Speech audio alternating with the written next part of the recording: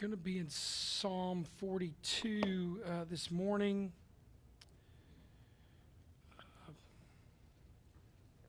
So we kind of close out our summer in the Psalms.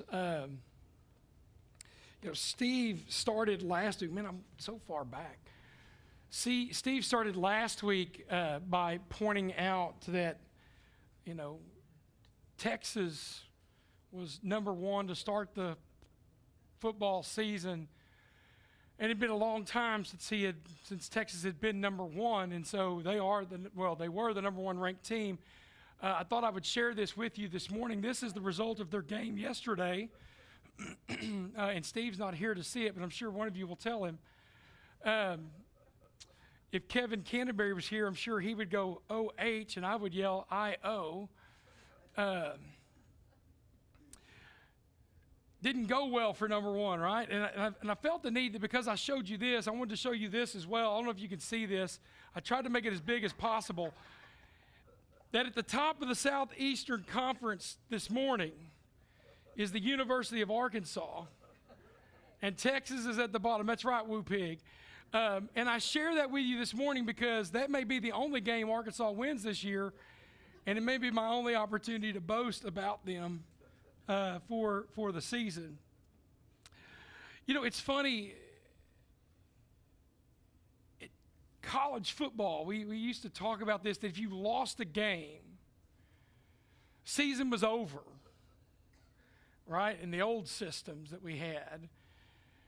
And today, it's still somewhat the same. If you lose a game, you get this sense of desperation, right?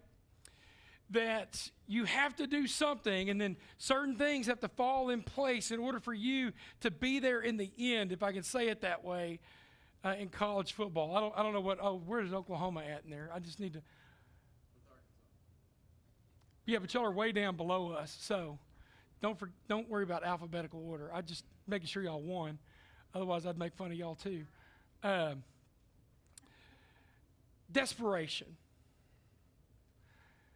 And you've heard the phrase, desperate times call for desperate measures. What about in our spiritual life? Where are we in our spiritual lives when it comes to a relationship with God? When it comes to desiring to be close to Him? And what happens when, if I can say it this way, when it just seems that the world around us or life around us is falling apart, right? Where do we turn? What do we do? Psalm 42 is probably next to Psalm 23. Well, I shouldn't say probably is the most known, but it is one of the most well-known psalms that we have. There have been several songs that have been written because of Psalm 42. Because it speaks to something that I think that we all deal with. A yearning for God's presence in the midst of despair, right? Because all of us deal with adversity in life. All of us deal with situations in life where we go, this isn't working, or I don't know what to do in this situation. So let's start with this question before we jump into the Psalm 42. What is our tendency when facing despair? Life's not going well. What is our tendency in a response to that?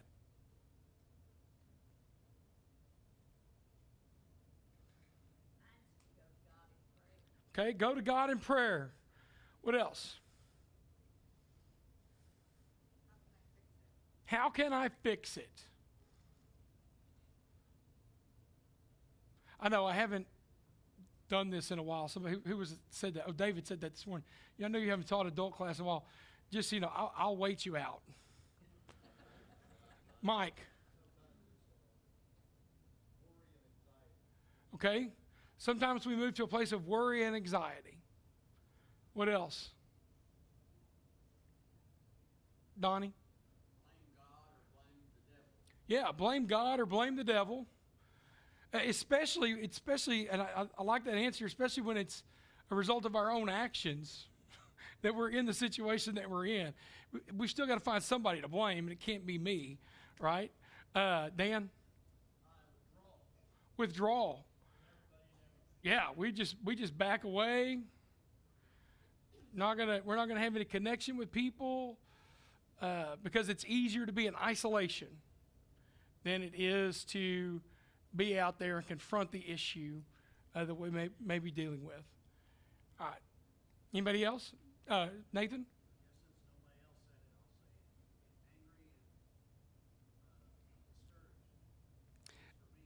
Angry and discouraged, yeah. Right? And you get angry at the situation, you get angry at yourself, you get angry at those around you.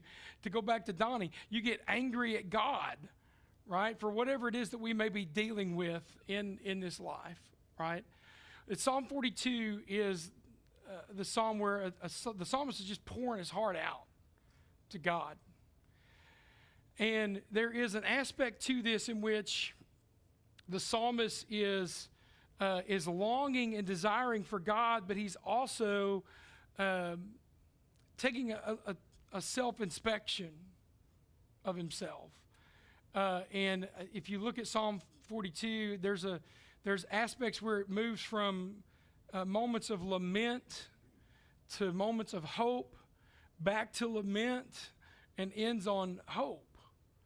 And so let's dive in verses 1 through 5 and talk about, just start with a longing for God.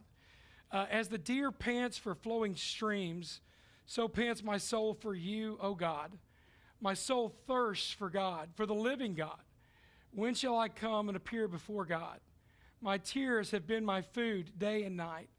And while they say to me all the day long, where is your God? These things I remember as I pour out my soul, how I would go with the throng and lead them in procession to the house of God with glad shouts and songs of praise, a multitude keeping festival. And so the imagery we start with, right? This imagery of a deer that is panting, that is longing to have his thirst fulfilled. It's a metaphor for us in looking at a deep need that we have. It's easy for us today. If you need something to drink, what do? You go get something to drink. These questions aren't hard. You can. Not trick question yet. I'll let you know when it's a trick question. You go and get something to drink. Like in my home, Dana will go and get a Diet Dr. Pepper. Constantly. Daily. I'm going to go get a cup of coffee. Daily. Constantly. Now, yesterday I did have a bottle of water, and that shocked some people, but it's because I didn't want to wait for the coffee maker, to be honest with you, to make the coffee. But when you have a deep thirst, and have you ever been there where you're so thirsty, your mouth is dry, your throat is dry, you want something that will take care of that thirst and that longing. And that is the imagery here, that this deer is in a place where water is scarce, and there is a sense of urgency that it needs life-giving water. Now think about that imagery for a moment and how it relates to us and our longing for and our desire for God. Right? Because God is the source of life and refreshment, if I can say it that way. Right? He revives us. He satisfies the deepest longings of our hearts and our lives. And I know that in our culture and in our world, we will attempt to use any and everything to fulfill our lives. Because I do believe we are created with a natural longing for God. We are created in His image, and there is a natural connection between us and Him. And when that connection is lost, when there is brokenness in the midst of that, and it's not what it should be, we feel that's something that's missing, right? Those of us with kids off at college, or those of you who had kids that went off to college, how many of you missed them while they were gone? Okay, Dan, we're going to erase this recording because I don't want Bonnie and Brennan going back and seeing this. Because as much as I joke about them, yes, they're out of my house, I miss them. I miss them. I don't miss cleaning up the messes after the boy wonder, but because there is a sense of connection that is distant now. It's separated. And talking to them on the phone doesn't fulfill the need that you have to want to hug them and hold them. And the same is true in our relationship with God. When there is a disconnect, when there is no connection there is something missing in our lives. And what we attempt to do is to fill that void with any and everything that the world has to offer. And I want to say that again. With any and everything that the world has to offer. And yet here with this psalmist, God, who is the source of life and refreshment, is what he longs for. He realizes there is something missing, and that is his life, and that is God.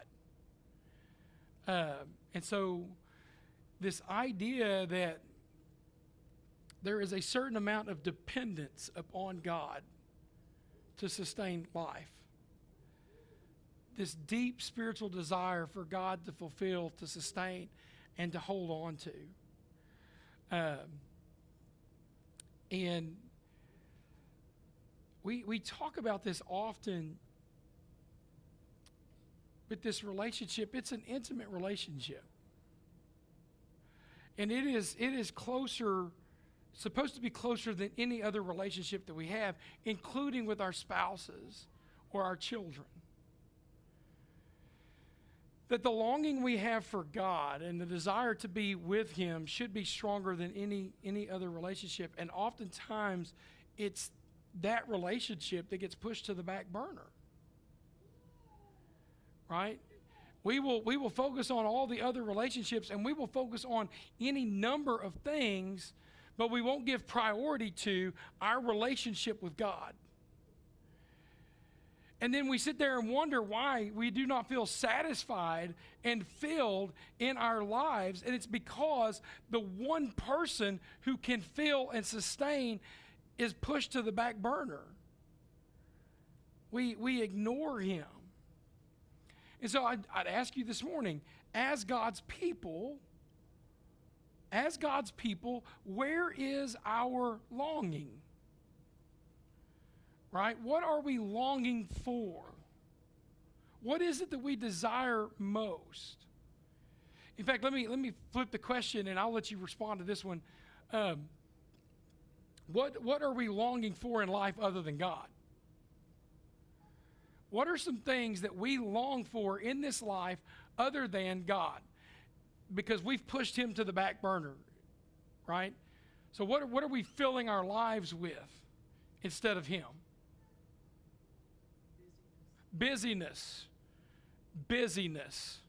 What else? Family. What else?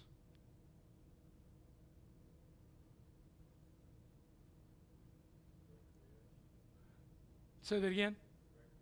Recreation. Go find some fun things to do. Sports. What else? TV. Screens. Can we just say screens? Yeah. Y'all, it's the funniest thing. I shouldn't laugh, but I laugh at a lot of things I shouldn't laugh at. Middle school student the other day, it was on his phone and walked right into a pole. 'Cause I shouldn't laugh at those things, but it was funny when it happened.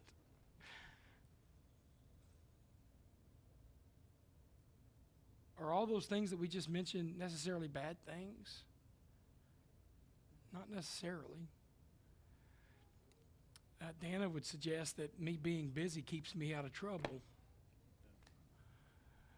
Or having time for recreation is not necessarily a bad thing. We need to rest. And family is not necessarily a bad thing. But it's when those pursuits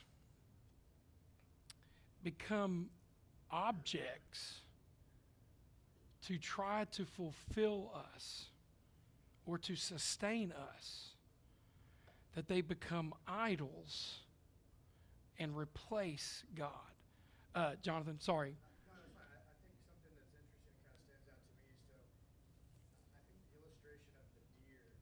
So that longing there, that's a physical, instinctual desire and need for the deer to survive. Yeah. This spiritual longing. I think the difference is for us. I think it's highlighting how spiritually to survive we need God. We need that relationship. But unlike the deer, since that's not a physical manifestation, we don't always understand what we need to fill that with. Sure. Here, you've got the psalmist or the choir who does know what that is. They have identified that. Yeah. And so I think, for those who don't know what it is, for us, showing them what that is or illustrating what that is. Yeah. That necessity for salvation, and that only coming from God is Yeah. Which is kind of where we're going, right, along those lines. The God that we say we long for is often not who we pursue. And yet it doesn't make any sense to us, or it shouldn't, that as we're seeking life, we're ignoring the source of life, right? Which is what Jonathan is alluding to, is even spiritually, right? This isn't a physical need for us. This is a spiritual one. And so in that way, it is a contrast between the deer's physical need, but it's also the illustration of what we need spiritually. Water is seen in Scripture as sources of life. And here, as we're talking about this, the one who is the source of life for us, we pursue anything and anyone other than him, but he's the only one that can be that source.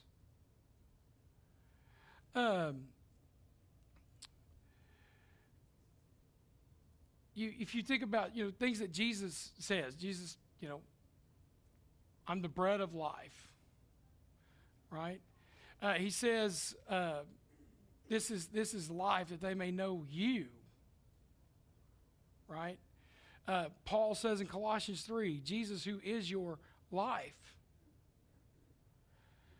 And to me, it gives a whole new meaning and idea to the phrase that we used to use with people, and maybe we still do. You need to get a life. No, you need to get God, right? Because he is the source of life.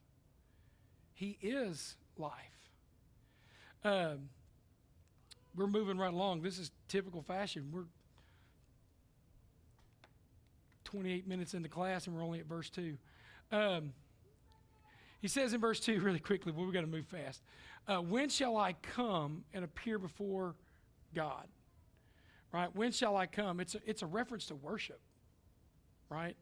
To see the face of God often refers to approaching God in the temple. And yet, we need to remember it is God and not the temple, or not temple worship, that is the source of life. A lot of people just think, listen, I'll have life and I'll be good. I'll I'll go be with God in eternity if I just show up for worship. Right? That's the check the box mentality sometimes that we have. If I show up on Sunday and I show up on Wednesday, then I'm good. If I pursue God on those 2 days, then the other 5 are mine to do what I want with. Now, Mike, you said you shook your head no pretty fast. Why is that?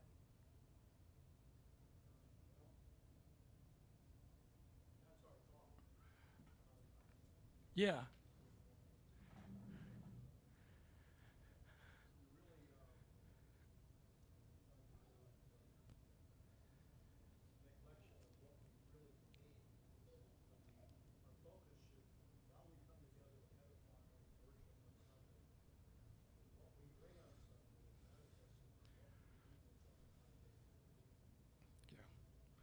Yeah.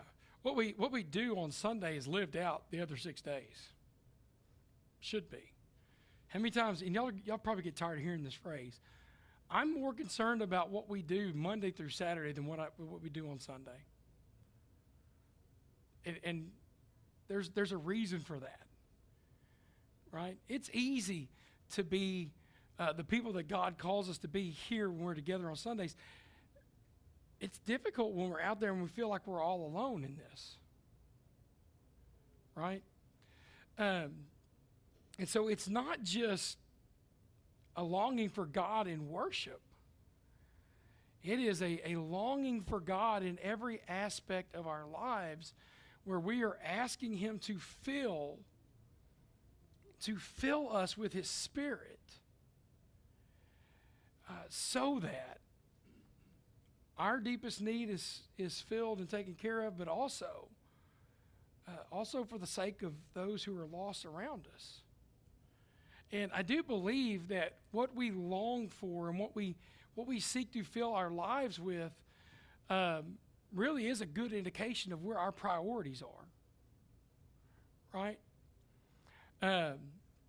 That if God truly is who we are pursuing and longing for on a daily basis, that we're seeking to fill our lives and our hearts with Him, then that's going to be seen in the way that we live. And it'll be seen because people will know that He's a priority. And there are ways, I think, for us to check and see where our priorities really lay. Right? Where they're at, where they lie. And it's not what we do on Sunday. It's what we're doing Monday through Saturday. Well, I guess let me back that up. Let me erase that. Because it is important for Sunday too.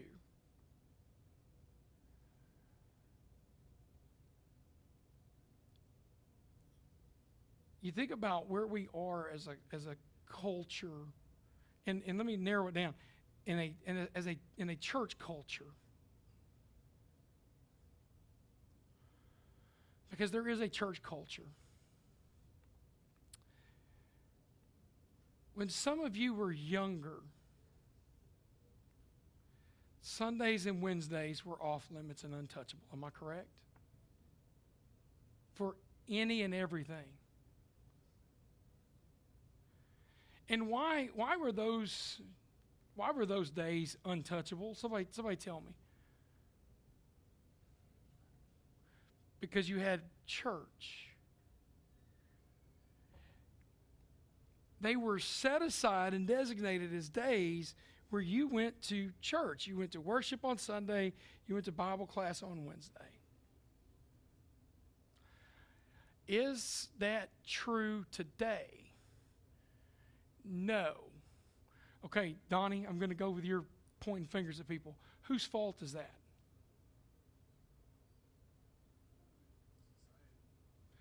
No, it's not society's fault. It's the church's fault.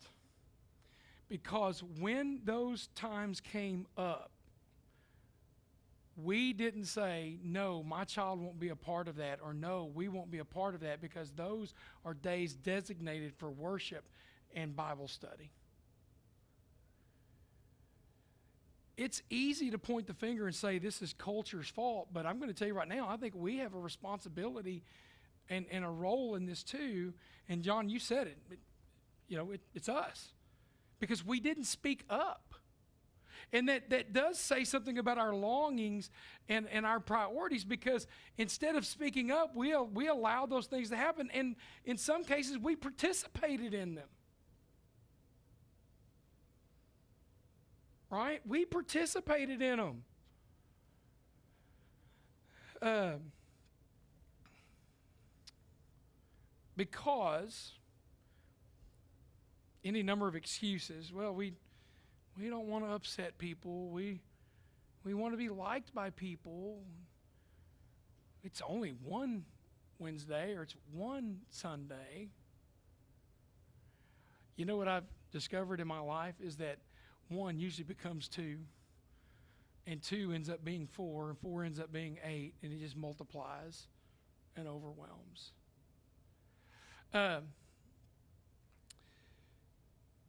If we are truly pursuing God and have this deep longing and are desperate for Him, if we're seeking after Him, God tells us, listen, I'll be found by you. Tells us that in the book of Jeremiah. If you seek me, right, with all of your heart, I will be found by you. God is not a hide and seek God, right? He's not going to hide from us with the intention of not being found. He's going to make it easy for us to find Him. We just have to simply search for Him.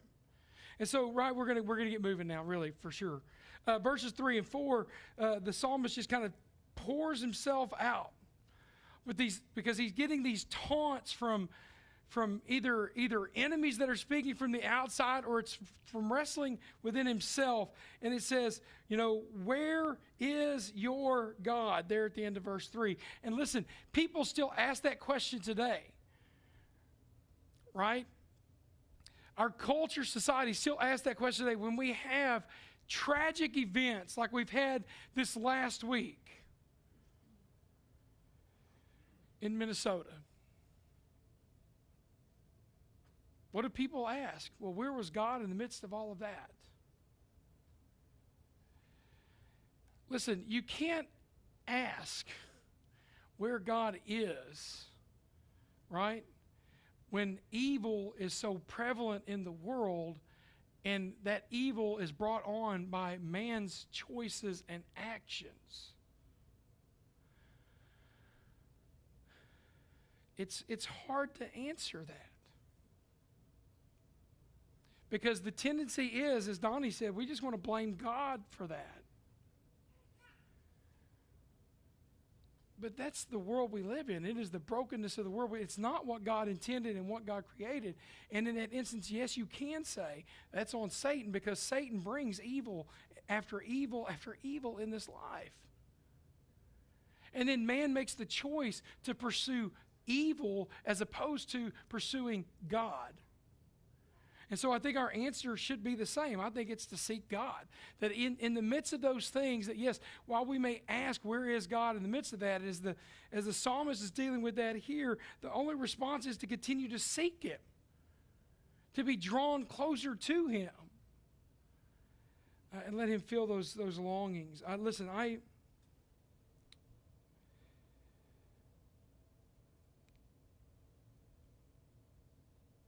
think we should look at the world that is around us, and we should mourn for the condition that it's in.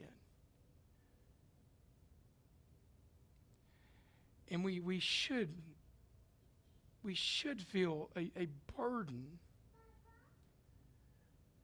because of the way the world is. We should feel the burden to make God known.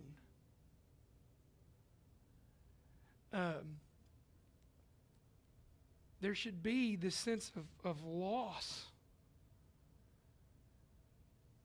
That the world doesn't have God's presence in it the way that we have it and the way that we desire to have it. But if we did mourn those things, and if we were intentional about making God known, is there anybody that would doubt that it would be a better place? Well, of course not. Just imagine what the world would look like if everyone here was pursuing God and had a longing for God the way that the psalmist does here. I've forgotten all about these slides. I think that's where we're at. No, not verse 2. I think maybe, yeah, I don't know. Oh, yeah, there it is. That's where we're at. Okay. And so you get this lament right here. And then in verse 5, you get, why are you cast down, O my soul? And why are you in turmoil within me? Hope in God. For I shall again praise him, my salvation and my God. How do you describe hope? How do you describe hope? It's not a wishy-washy feeling. Biblical hope is the confident expectation that God can and will. It is the confident expectation that God can and will. And so the psalmist says here, listen, this is where my hope is. I have this confident expectation. So as he's dealing with all of this, as he laments all of these things, he comes back to this moment of hope, right? And it is a confident hope in salvation, the one who will deliver. And I don't know if we lose sight of that sometimes in our life, but we should have the confident expectation that God is going to deliver. That there is a day coming when we don't have to deal with the things of this life. We don't have to deal with evil, and we don't have to deal with cancer, and we don't have to deal with anything that causes us to suffer. Because the day is coming where God will deliver us from that. Verse 6, really quickly. And my God, my soul is cast down within me. Therefore, I remember you from the land of Jordan and of Hermon and from Mount Mizar. Deep calls to deep at the roar of your waterfalls. All your breakers and your waves have gone before me. By the day the Lord commands his steadfast love, and at night his song is with me, a prayer to the God of my life. I say to God, my rock, why have you forgotten me? Why do I go mourning because of the oppression of the enemy? As with a deadly wound in my bones, my adversaries taunt me while they say to me all day long, where is your God? And we'll stop there for just a moment. So in the midst of his despair, as he grasps to this hope, the psalmist says, I'll remember. And so instead of focusing on what's going on around him, instead of focusing on the turmoil, right, he's going to focus on God. I will remember. I will remember what you have done. I will remember where you have been. And I think that's one of the issues that we deal with in this life is too often we focus on the circumstances instead of focusing on God. We're looking at the problem instead of the solution. And if we live life in that way, guess what? We are always going to be, can I say messed up people? Because we've got our attention turned to the wrong thing instead of the right one. So as the psalmist remembers this, right, he even uses the covenant name there in verse 8, which I think is important because he doesn't use it anywhere else in the psalm. And the covenant name of God, Yahweh, in connection with, commands his steadfast love, Hesed. They're connected. You can't separate those two, right? That God has made this covenant with us, this promise to us, this guarantee to us, and it cannot be separated from the love that he has for us. They go hand in hand because God is the root of that. Okay, I think here's I think where we need to end up really quickly. I think we need to have a longing for God. And I know our culture says differently. That your deepest desires and longings can be fulfilled through earthly relationships. That your deepest longing can be fulfilled through entertainment or drugs or alcohol or money or even family.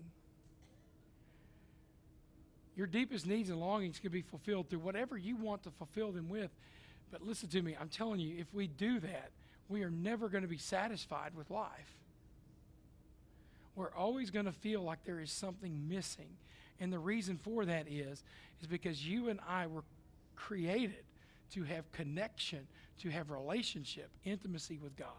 And if there is a disconnect between those two, if we do not have a longing for Him and a relationship with Him, then we're always going to have that void. That's why even in the midst of difficult circumstances, we need to remember the relationship. Right? Times get hard, it gets difficult. We don't know what's going on with life around us. We need to remember the relationship. And then finally, I think we need to remember God's love and faithfulness to us as His people.